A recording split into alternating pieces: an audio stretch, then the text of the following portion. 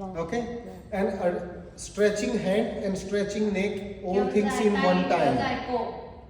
Okay, then this is last. Và đây là cái cuối cùng. And after that we go toward movement again. Sau đó chúng ta sẽ đến đi chuyển động. Em nằm đâu ạ? Em nằm đâu ạ? What? She want to do more. You want to become more? Who have back pain? No. Who have imbalance? So you have imbalance in leg. You Imbalance in leg á? leg. Sorry, leg. Okay, come. Hồi đấy đi. Lay down. Cô ấy là bị cái chân không có cân bằng cho nên cho cô ấy đến làm. No problem. Chân to. Yes. Check leg. Okay. First check leg. Kiểm tra chân của Which cô leg ấy. long? Which leg small? See nearly okay, man. She have the legs problem. First we take demo and after then we try. This don't breathe. This you are right. Cái này của em. Okay, take no Đi problem. lấy. No problem. Three. You manage your laptop.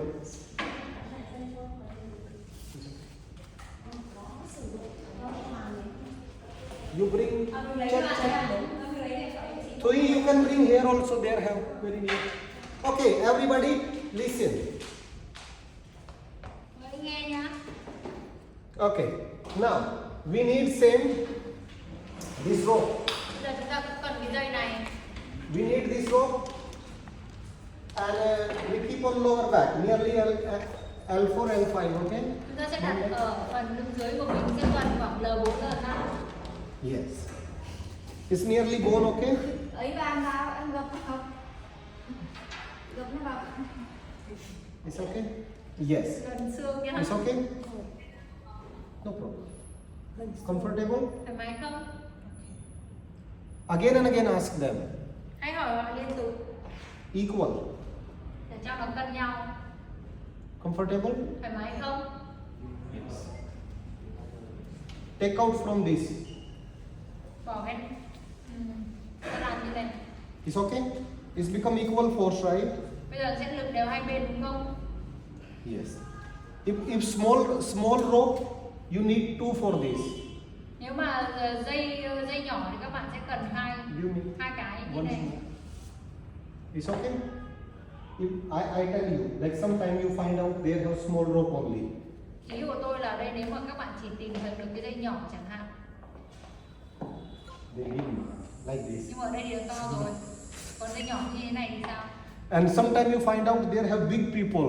Và các This bạn also gặp become người very to small. chẳng hạn, cái này nó không vừa với người của họ chẳng hạn. Then what you do? Thế các bạn sẽ làm gì? Take this. Like you find out like Còn các bạn thấy nhỏ quá như thế này then you need one more of this. thì các bạn sẽ cần thêm một cái nữa Understand? Like this. để làm như thế này. Okay. From after this we try we manage. Okay. Sau cái này thì chúng ta sẽ xử lý. Okay. Today we try with one. Hôm nay chúng ta dùng một dây trước đã. Okay. Now you pull. Sẽ kéo này. Okay, không? Adjust. How you feel?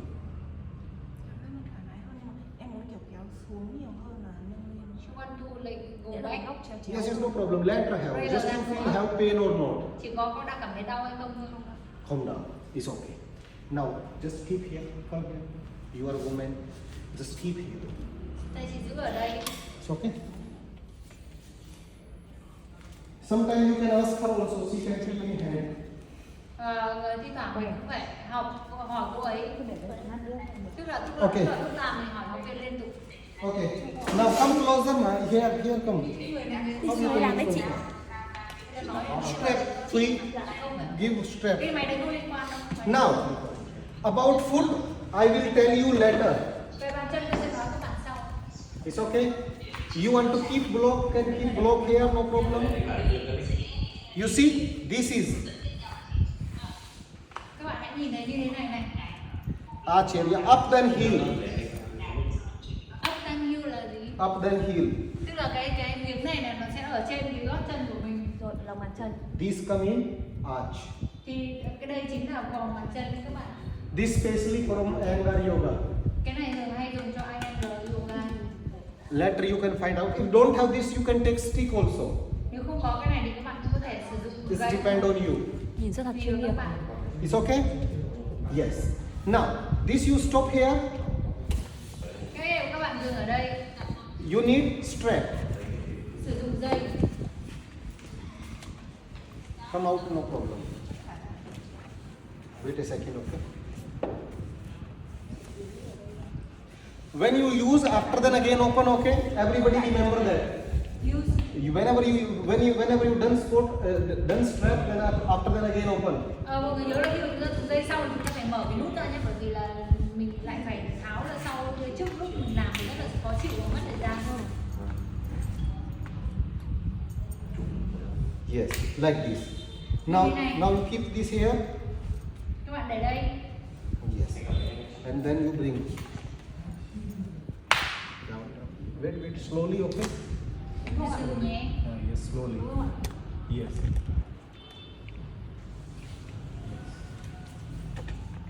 It's okay? Yes. It's okay? This is. Now from here, this bring from down, okay? Từ đây Not chúng ta from để upside. xuống dưới là cái gậy From down. cái que của mình nhá. From down, adjust. Dưới. Foot Đưa lên alignment, trên.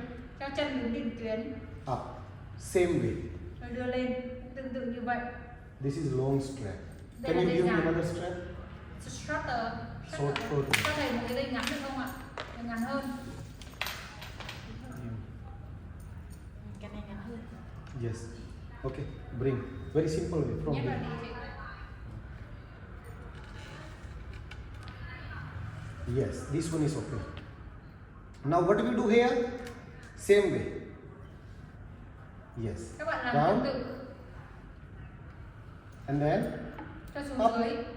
Rồi cho lên trên. pull. Pull. Kéo đi chị. Pull. Pull. Kéo Pull. đi. Pull. Kéo đi. How much we pull? Is Ta kéo bao adjust. nhiêu ạ? First you adjust foot. Đầu tiên các bạn chỉnh chân. Adjust chân. Adjust chân joy. This effect arch. Cái này sẽ vào cái vòng bàn chân. It's enough or not? Có đủ cho mình chưa? Cứ kéo. Kyao. Okay, wait. Wait. Đợi một chút, đợi một chút. Wait. Both side. Kéo cả hai bên. Yes. Okay. How feel? Thế thế nào? Cảm giác chặt. Ok không? More okay? You want a little bit Một more chút nữa kyao? bạn muốn kéo hơn không? Wait a second. Đợi chút. Look. Nhìn này, nhìn cách kéo này, cầm này. Okay. Rồi kéo. It's enough Zoe maybe. Có thể là đã đủ với cô ấy rồi. Okay. Mất kéo được nữa. Okay. Dùng được bàn chân để vào cái tấm bộ. Yes. Yes. Yes. Chứ không thì No. Foot alignment keep. Chân đúng định tuyến. Yes. Trước này nó bị phân Adjust. nữa. Yes. It's okay. Now foot equally press. Bây giờ hai chân của mình sẽ đang ấn đều nhau. Sometimes one leg long, one leg short. Remember? Thi thoảng cái chân của mình một chân ngắn, một chân dài, các bạn nhớ không? If which leg long, what happened with that? Nếu mà chân dài thì điều gì xảy ra với chân ấy? That leg go back. Tức là chân đấy sẽ bị đẩy về sau. And which leg short? Còn chân ngắn hơn thì sao? Pull forward. Nó sẽ kéo về trước. Equally come. Chúng Force. ta sẽ làm hai chân của mình ra đều nhau. This create equality. Nó sẽ tạo ra cái sự đều. Understand? Back extension joint.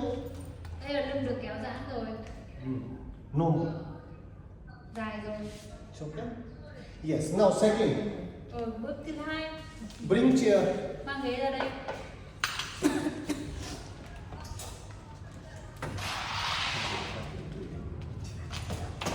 You can sit. Các bạn có thể ngồi And another strap you can use from there. và các bạn có thể sử dụng một cái dây Tay. cắt lo xong So dài hay ngắn hơn. now it's depend on you what you will pull now. Nó sẽ tùy vào các bạn muốn kéo cái gì, What do you want to carry? các bạn muốn kéo gì, Spine or Cột whole sống body? hay toàn bộ cơ thể. If I carry her hand, that stretch go from T to down. Và nếu mà tôi kéo cái tay của cô ấy thì cái sự kéo giãn đấy nó đi từ cái phần xương đốt sống lồng ngực đến xuống dưới. Understand? Yes, but neck don't have stretch. If Nhưng I mà cổ carry của cô thigh. ấy thì không có cái sự kéo giãn. But if thigh leave and I kéo cô, then her stretch go from head to leg totally. Nhưng mà nếu tôi thả lỏng tay của cô ấy và tôi kéo phần cổ thì cái sự kéo giãn nó sẽ đến từ đầu đến chân. Okay. Now first we kéo tay.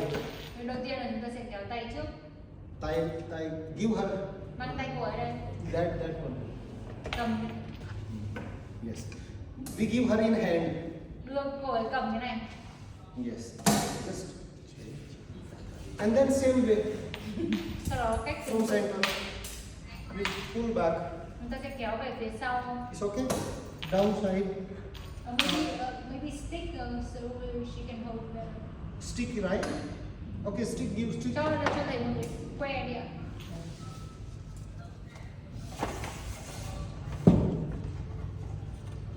Okay. Keep in mouth. Okay. Cho cái dây vào miệng nhé. Tưởng thật. Hold strap. Yes. It's okay. Now same way. Remember center, okay? Hãy nhớ là cái ở giữa luôn luôn ở giữa. You can sit on chair. Các bạn có thể ngồi trên ghế. Yes, same way. Cách tương tự. Here you feel scary không? Ở đây có sợ không? Không. Okay. That moment also okay because we do Niralambasana that have more pressure on neck. Thì ở yoga có một cái tên tư thế là tư thế kiểu như con cá sấu hay sao ấy. Niralamba mình sẽ đẩy cái cằm lên. Cá sấu. Thì nó thậm chí That còn create nhiều áp more lực hơn. pressure. And this create less pressure than that Cái posture. này còn tạo ít áp lực hơn với tư thế đó. But you have to take experience. Nhưng mà các bạn phải trải nghiệm thì các bạn mới tin vào cái đôi bàn tay của mình. It's okay. Now, adjust. Bây giờ điều chỉnh. Cái đang tạo mày kéo tự mày kéo bằng Okay. công. It's okay. Yes. Good. More. Mọi người ngồi hẳn hoi nhé, không mà mình sẽ Okay. đến phương tiện truyền thông là Yes. It's okay. How feel? cái bánh Yes. Nữa. No more. Dài thêm 2-3 Cái đang hỏi kìa. Đang hỏi cảm thấy thế nào kìa. Có ai muốn không? Em xếp đồ đâu? Một chút more. Có. Nữa. It's okay. Làm cho chị đi. Nữa. Làm đi. More. Tại sao? Sao nó có không gian để tí em ngồi ghế. Nằm chéo không nằm ở đây, nằm ở đây luôn chị. Is enough. Đủ rồi đấy. Because if you stay here 5 minutes, that's so much. Bởi vì nếu mình giữ ở đây khoảng 5 phút thôi thì nó sẽ là rất nhiều. Wait a second, wait. Tùy đấy. Tùy đấy. Wait. Because next movement I teach after 1 minute. Comfortable? Chị nằm này, cái lưng của chị nó không bị bõng ra sao nhỉ? Không xuống được. Cái búi tóc của chị. Cái lưng này, cái lưng dưới này. And this create natural arch also. Lên thấy chưa các? Natural arch. Nó cũng sẽ tạo ra cái góc sinh lý tự nhiên của cuộc sống. Understand? Okay. Now thigh kéo, then cone not kéo. You see, neck collapsing. Mọi người thấy không, bây giờ kéo tay thì nó không vào cổ. If không? you find out this area, then they collapsing right. Nếu mà mình nhìn thấy ở cái phía này thì nó đang bị sụp xuống. Vậy thì làm sao? Làm như thế nào? Because hand connect with nearly tail. Hand connect with the rib cage. Then Bởi vì- from rib cage to down pressure go. Bởi vì cái xương tay, xương vai của chúng ta thì nó kết nối với phần của ngực, thì khi chúng ta kéo này nó sẽ chỉ kéo cái phần T để xuống thôi. T tức là cái cơ sống của mình sẽ xuống thôi. But if we want to create lengthening in neck, Nhưng mà nếu các bạn muốn kéo giãn ở phần cổ, this area, then we ask her leave this. Okay. Now chúng I ta give bỏ you một quay, another. bỏ cái tay ra này. Yes. Now what you do? Sẽ làm gì? First you can use strap, Đầu tiên các bạn có thể sử dụng dây, but I don't believe on strap. nhưng mà tôi thì không tin vào dây, I believe in hand. tôi tin vào đôi bàn tay. Because for neck, hand can support better. Right hand down. Bởi vì cho cái cổ với tay mình có thể hỗ trợ. Okay. Tay phải bên dưới, Hold. giữ, Yes. Hold. Okay. giữ nhé. Yes. Just you when she leave her head properly. Leave her head. Leave her head her weight on my hand. Khi mà cô ấy để thả lỏng hoàn toàn trọng lượng cái đầu của cô ấy trên bàn tay của tôi. Not downside, okay? Không phải bên Upside dưới đâu chin. nhá, ở bên trên. Okay. Equally pull. Nó kéo giãn đều. 12 seconds only. Khoảng 12 giây thôi. 12, 11, 10, 9, 8, 7, 6, 5, 4, 3, 2. Okay. Thoải mái thôi. And whole spine stretch, right? One Cả day. cái cột sống nó được kéo giãn đúng không? Bạn bảo thầy kéo thêm đi. Mà kéo nhiều nữa ấy. Thế mà con kéo nhiều không? nó có chút nhiều. But second time if you kéo, then another hand use. Không kéo mạnh Nhưng mà lần hơn, sau nhẹ khi nhàng kéo thì chúng ta sẽ sử dụng đủ tay nhé. Đổi tay. Third time, đổi tay. Fourth time, Ba đổi đổi tay. tay. Okay? Đổi tay. Then you have enough power. You can pull. Thì các bạn sẽ có đủ lực, các bạn có thể kéo. Okay. Rajesh? Giữ chắc tay ở đây.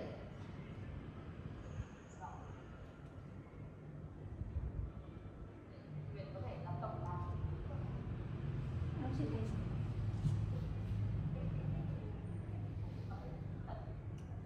Nó về là dài thêm 2-3 cm. Kéo ăn được cái được của mọi người. Okay? And just you want to create cow in down hand. Then you put finger in same old area. Đây thì mọi người, nếu mà chúng ta muốn tạo cái sự kéo lên cả cái phần phía đầu ấy, chúng ta hãy đặt ngón tay của mình ở phần C1. On that point.